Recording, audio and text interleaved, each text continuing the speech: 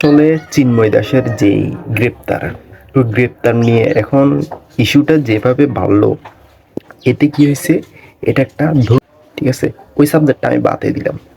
যে হাইকোর্টে যা কোর্টে যে আইনজীবী হত্যার যে ঘটনা, ওরে যে মারছে সে যে ধর্মের হোক না কেন, তার শাস্তি অবশ্যই প্রাপ্য। সে যেই হোক না কেন, সে বাংলাদেশি মানুষ। এরকম ভাবে তো একটা হত্যাকাণ্ড সৃষ্টি করতে পারে না কেউ। আর ওর পরিবারের ভাই মানুষে কি জবাব দিবে? কি জন্য মরছে, কে মারছে, কেন মারছে? মানে শুধু একটা দুই পক্ষের ইস্যুতে একটা প্রাণ চলে গেল।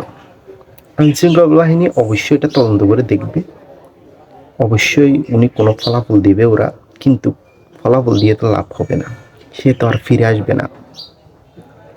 এখানে মানে ইস্যুটা ছোট ছিল, কিন্তু ইস্যুটারে বড় হয়ে গেল এখন।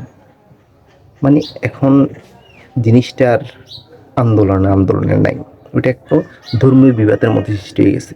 আসলে কেউ চাই এই ধর্মীয় বিবাদটা যাতে হোক, আমরা তাদের সুযোগ দিতেছি। ঠান্ডা মাথায় ভাববো পরবর্তী পদক্ষেপটা কি নিব, ওইটা আস্তে আস্তে বুঝে চিনতে নিব। ধন্যবাদ।